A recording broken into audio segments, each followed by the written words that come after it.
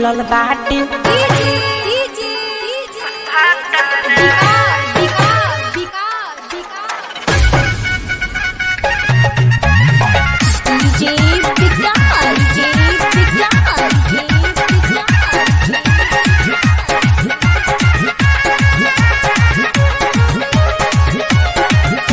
आप सुन रही हैं मिठू माधव को।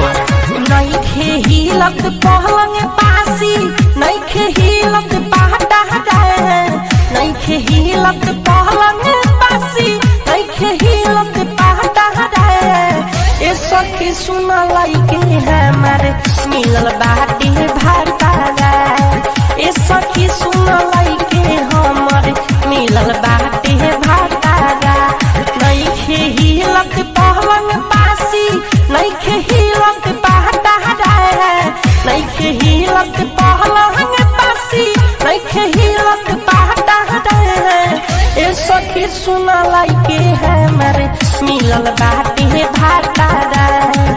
ए सखी सुन लइके हमारे मिलल बाटे भाटा जाए। मिलल बाटे भाटा जाए, मिलल बाटे भाटा जाए।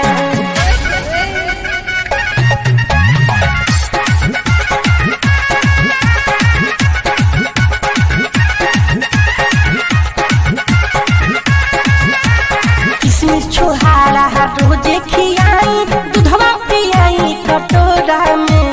का कहीं सखी तबो न मुआना धरता हमके कोरा में।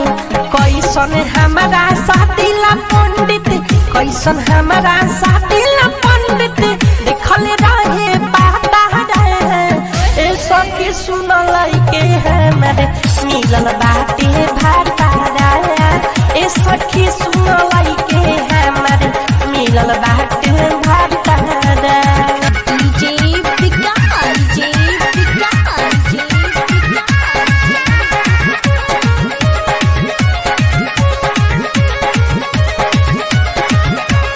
गिरिजस बिहारी पियवा के साथी तनिको न कुछ बुझाला हो। डीजे विकास और सौरभ चोली में करेला जुबान हाला हो। कहियो ना हमरो मिठू, कहियो ना हमरो मिठू, बनावतावे जाता रहे। ए सखी सुन लइके हमारे मिलल बाटे भाटा रहे। ए सखी सुन लइके हमारे मिलल बाटे भाटा रहे। नइखे हिलत पलंग पासी, नइखे हिलत पाटा जाए, नइखे हिलत पलंग पासी, नइखे हिलत पाटा जाए। ए सखी सुन लइके हमारे मिलल बाटे